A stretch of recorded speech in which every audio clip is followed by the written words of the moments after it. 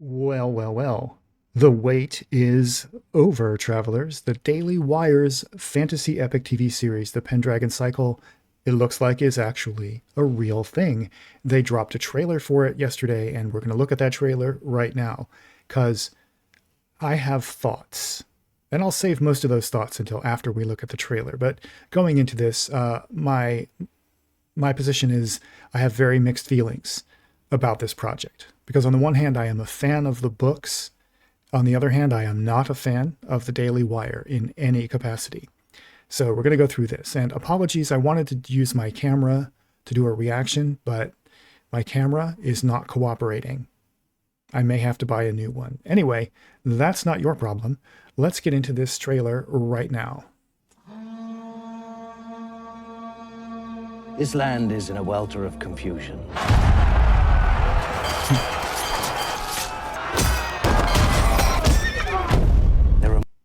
Okay, first impressions.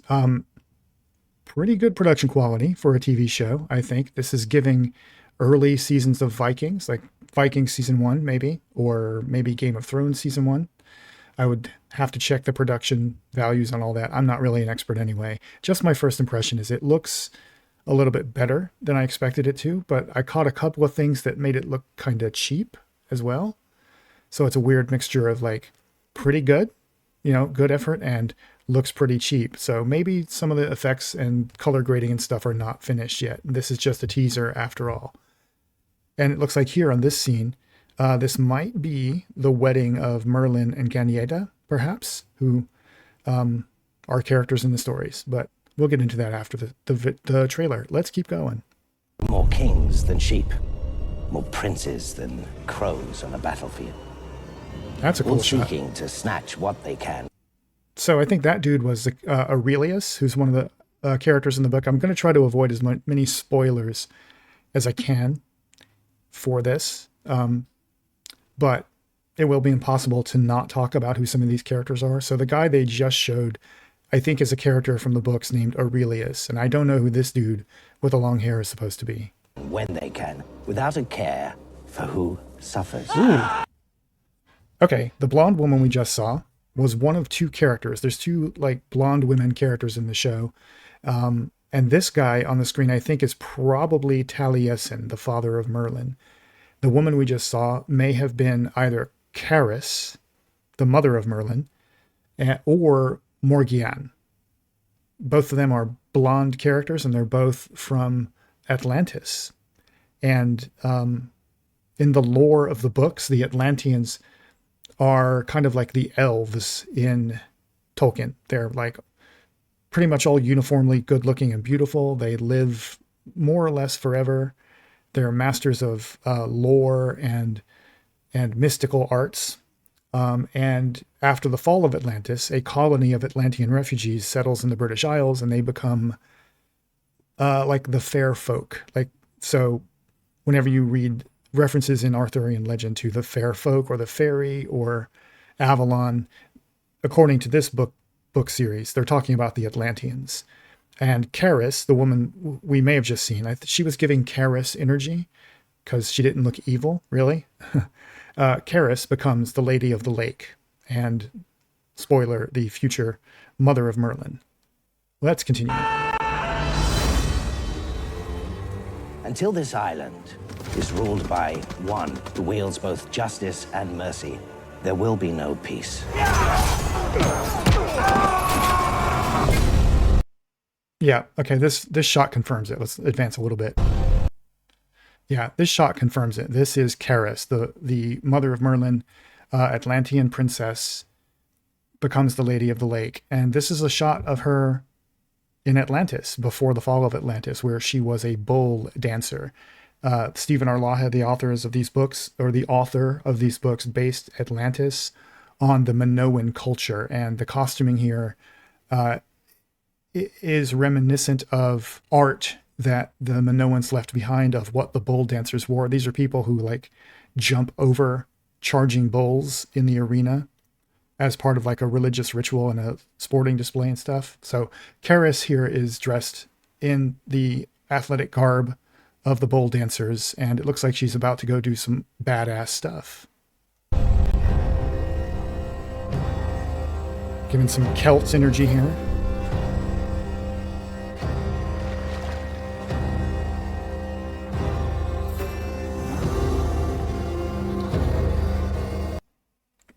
Oh, okay. I meant to. I'll try to back that up a little bit here. I meant to be right here. This guy. This guy is Taliesin, the father of Merlin, and he, in the books, is either the first or one of the. Yeah, he's the first of the Druids to convert to Christianity. In the books, one of the big themes in this book and the plot, like the setting, and the plot. And the themes are all centered around the transition in post-Roman Britain from paganism to Christianity. Taliesin here is a bard, and in the first book, which is titled after him, Taliesin, he converts to Christianity. And so part of what he does in the story is inform the pagans of this new path of faith from which he gains his power. And this is him, I'm pretty sure, this may be a scene from the books where he's arriving at the palace of, that future legend will call Avalon. He's arriving at the palace that is the outpost of some Atlantean refugees who become the fair folk, as I said before. And so I think this is like the first meeting of him and Karis, who will have like an instant like, ooh, who is this hot person?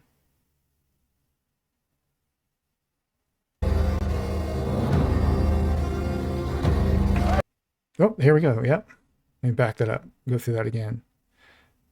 Okay, so this is number one, this is a pretty good shot. I like the shot composition here. Number two, this is another part of the story that's important. Like I said, this story is centered around the transition from from paganism to Christianity in ancient Britain. And for those of you who don't know, I don't know if I mentioned it or not, but this is a story about the rise of King Arthur in post-Roman Britain. It's a fantasy story. And the first two books in the series are about what happens before Arthur is born, which sets the stage for Arthur being born. And one of those things is that the mother of Merlin, Karis, who we see here in prayer, is, like Taliesin, the first of her people to embrace the Christian path. So she is an Atlantean convert to Christianity. And Taliesin is a Welsh bard who is also the first of his people to embrace the Christian path. And that was Karis doing some of the bowl dancing. That was a pretty cool shot too. That's Taliesin. All right, that's more Look at them. Boys playing the game of kings. Let's back up a little bit. Say.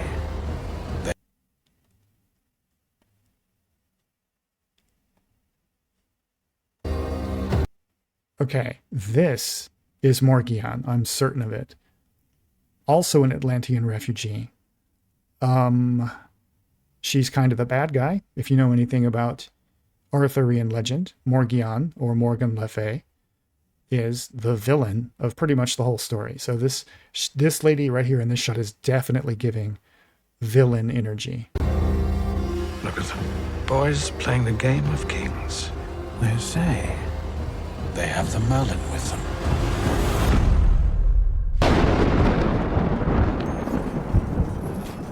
The Merlin died long before you and I were born.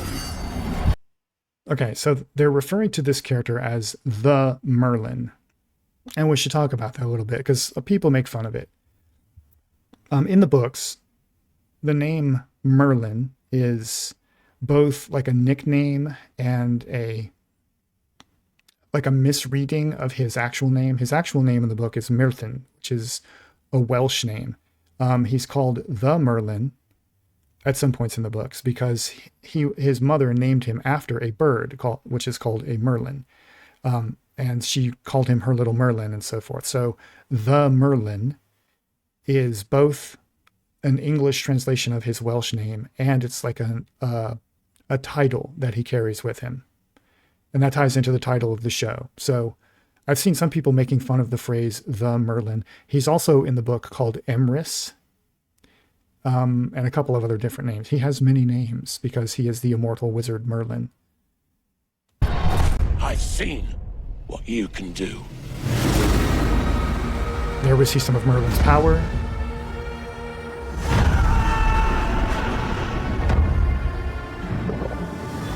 Yeah, see the Lady of the Lake rising to deliver a sword, right? That's Arthurian myth right there. That's Karis, the Atlantean refugee. A shot right before this we saw was young Merlin as a boy levitating a stone at a druidic grove. And this is like one of the first acts of magic he performs in the story, which demonstrates to the druids of that grove that the magical power of the new religion, Christianity, is stronger than the magic of the old religion, the druidic path.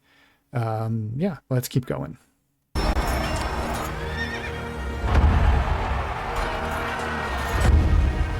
That's Taliesin, that's Karis, they just met. This is where it begins.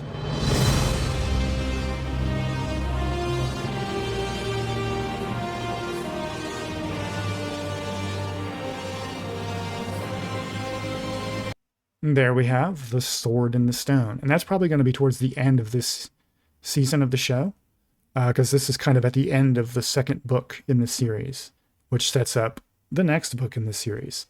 The sword in the stone is placed in the stone at the end of the second book, roughly. And then later on maybe it happens in the prologue to the third book. I don't remember. It's been a long time since I read the books. But anyway, this is, Merlin sets this up so that Arthur can come along after he's born and draw the sword from the stone.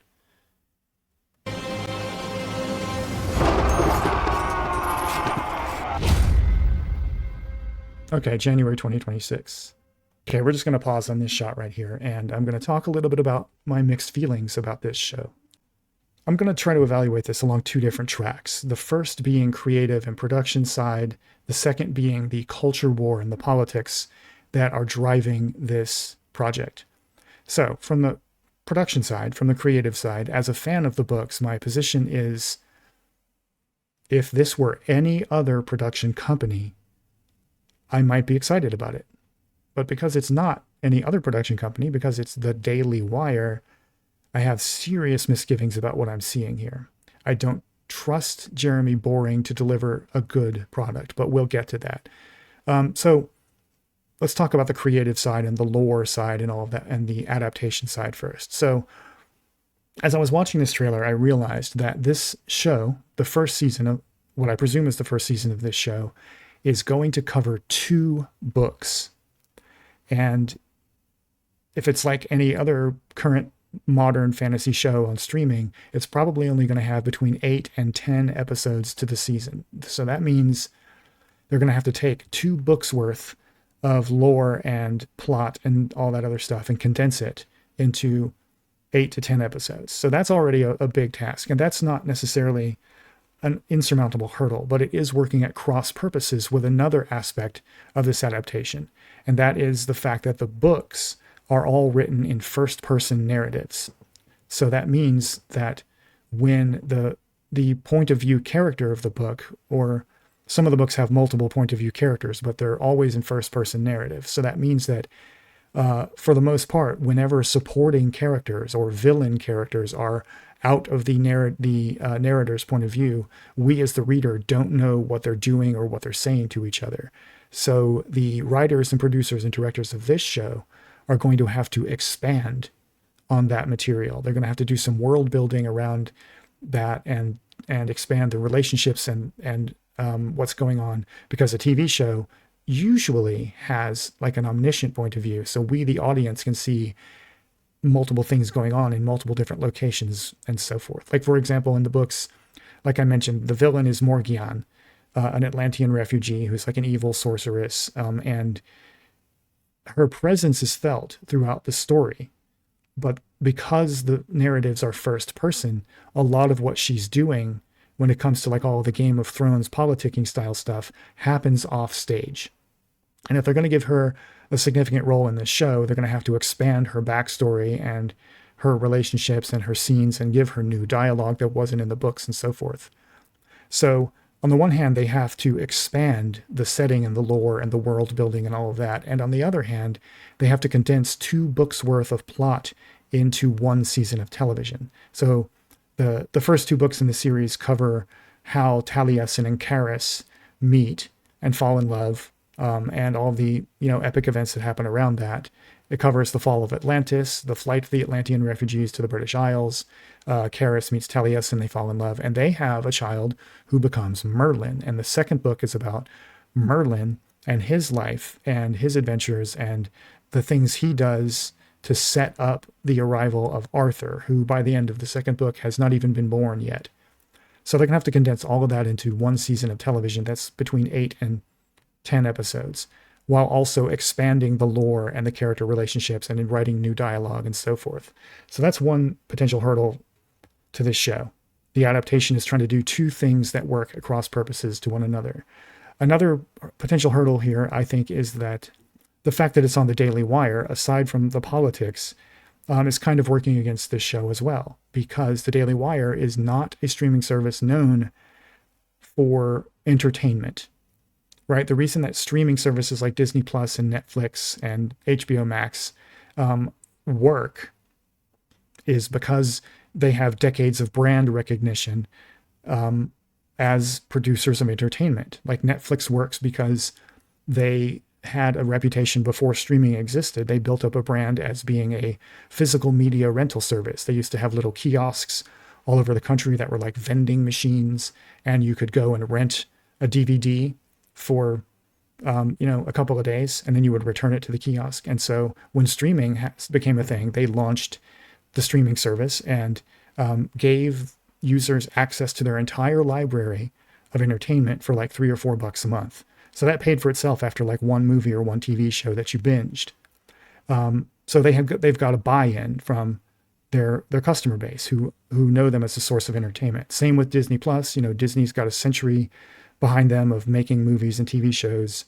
HBO is the same way, and so forth. Daily Wire is known as a news and commentary platform, which is already a hurdle. And asking people to sign up just to watch this show and charging them whatever Daily Wire charges, I'm sure it's not $4 a month. None of the streaming services are anymore, but it's not cheap is my point. So that's already a big ask. So those are two things working against the show. Those are hurdles it has to overcome. They are not insurmountable. They're not deal breakers by any means for a lot of people, but it is what it is. In terms of what I'm seeing on screen, again, there were some shots that looked great, and there were others that looked unfinished or cheap. And there's a couple months before the show launches, so maybe that'll be cleaned up in post.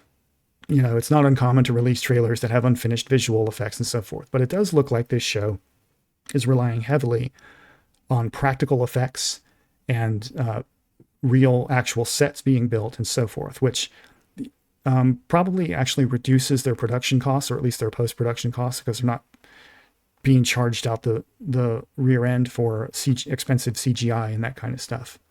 So that could be both a strength and a weakness of the show. I don't know who any of these actors are. So I hope they do okay. So anyway, in terms of the lore here, I don't think we have been shown enough in this trailer to know how they're tinkering with the lore of this, but just to connect some dots for people who may not be aware of what happens in the books, as I mentioned before, a lot of the characters you saw in this trailer are Atlanteans. And in this book series, Atlanteans are like the elves or the Numenorians in Tolkien. They're an ancient people who basically are physically immortal unless they get killed in battle or something. Masters of magic and lore. They're mysterious and beautiful and so forth. And a lot of those characters, after the fall of Atlantis, come to the British Isles and they become the fair folk. So Karis becomes the Lady of the Lake. Her dad, Avalach, I think it's pronounced Avalach, is the Fisher King, and so forth. Morgion becomes Morgan Le Fay, etc. And so that's kind of the fantastical element of the story, and it's being mixed in with elements of real history and real Celtic culture and real Celtic history as the Romans withdraw from Britain and create a power vacuum, and a bunch of before the Saxons invade, there's like all these squabbling kings fighting over control of the British Isles. And into this emerges the story of King Arthur. And this is where a lot of scholars think the figure who inspired King Arthur probably had his place in history, if such a figure was real in the first place. So, all that being said, let's talk about the politics of all of this, because it's impossible to talk about this show without talking about that. As I said before, the Daily Wire is a platform known for political commentary and news commentary from a right-wing perspective. And they have said openly, the producer and creator and the showrunner of this show has said that one of the things they're doing with the Pendragon cycle is trying to build culture rather than just criticize culture. And the worldview informing that motive is objectively incorrect. In other words, what this show is doing, this show is being presented as a bit of counter social engineering to so-called woke Hollywood, right? They think woke Hollywood is a real thing, and they think that woke Hollywood is socially engineering an anti-Christian, secularist, Marxist, left-wing, liberal, whatever you want to call it, worldview, and forcing that into the broader culture. So because they think that's happening, they're trying to do the opposite. So ironically, the crowd who always complains about woke Hollywood forcing its politics into the art are making a project where they're forcing politics into the art. And that's not, and again, like any production of art, that's not necessarily an insurmountable hurdle, but I think it increases the likelihood that this is going to be bad, because even when art is explicitly political, it's usually art first and politics second. The best artists, whatever their politics may be, conservative, liberal, Marxist, Christian, whatever, the best art is made by artists who put the work first, who put the creative aspect first and step their own worldview back a couple of steps so that it may inform the work they produce, but it isn't like browbeating you with it. And the problem for the Daily Wire here is twofold. Number one, their analysis of what's going on in Hollywood is objectively incorrect. Woke Hollywood doesn't exist. There is no effort at social engineering to force liberal or diverse or whatever into the culture from above. What's actually happening, the reason you see things like so-called diversity, DEI, whatever, in Hollywood, is because objective reality is forcing them into it. In other words, it's being driven by material conditions. In about 20 years, around 2045 or so, a majority of the people in the United States will not be white. White people will be the largest single group, but they will not be the majority. All of the other non-white people put together into one group will outnumber us. And so, and similar things are going on with the rate of graduation from college. We're seeing more women graduate from college than men. People are more broadly accepting of queer identities and so forth at the grassroots level. And so media companies like Disney and HBO and so forth are looking to the future.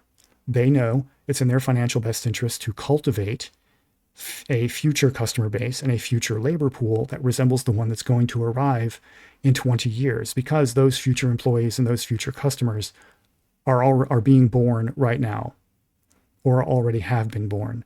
So Hollywood, playing the long game, trying to ensure its survival in the 21st century American economy, is trying to appeal to those future customers and future laborers. And this demographic reality cannot be stopped. It will happen. A lot of what we see going on with the political landscape in America right now is paranoia over that fact from white people and other conservative factions within the country who think that they can stop this from happening, but they can't. It's evolution.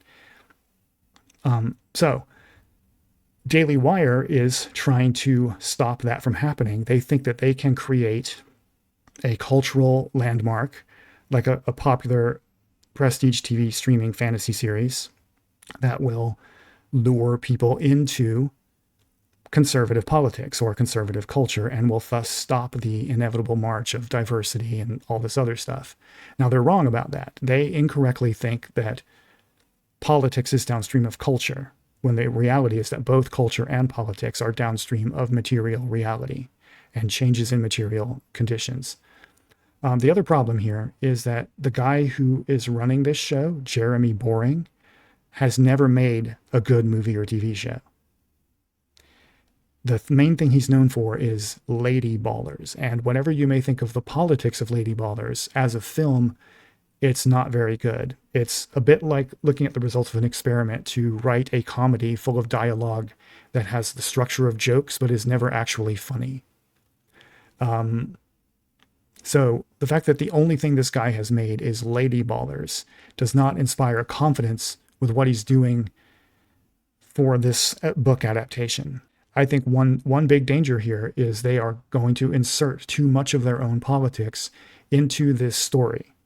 The use of Christianity as a plot element is a good example here, and I think maybe the one to watch most closely, because Jeremy Boring and the Daily Wire are adherents of a very particular kind of late 20th century, early 21st century white American evangelicalism. A great deal of what their Christianity believes, like the rapture and a hyper focus on individual salvation and biblical inerrancy and all that sort of stuff, are in a lot of ways modern American projects. Modern meaning like since the 19th century or so. It is not ancient traditional Christianity like the kind that takes place in the story of the Pendragon cycle that Stephen R. Lawhead wrote. The Christianity he presents in these books is basically Druids for Jesus. It's very pagan coded, and it's leans very heavily into Celtic Christianity, which had an entirely different theology, an entirely different understanding of concepts like sin and redemption and so forth.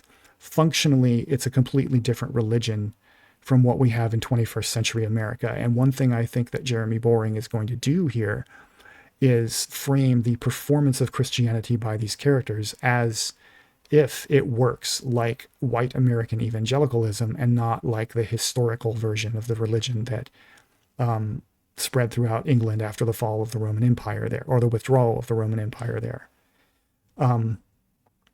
We'll probably see a lot of scenes hyper-focusing on individual salvation of characters thinking they're dreadfully and irredeemably sinful and that sort of thing. There might be some like strong personal conversion moments. Some of these moments do happen in the books too, but I think the way they'll be framed and the way that the characters will talk about concepts like theology is going to be very strongly evangelical coded, and specifically white evangelical coded, and even more specifically conservative white evangelical coded, when the Christianity of the books is of an entirely different sort, and the Christianity of the author, Stephen R. Lawhead, is Anglican, not evangelical.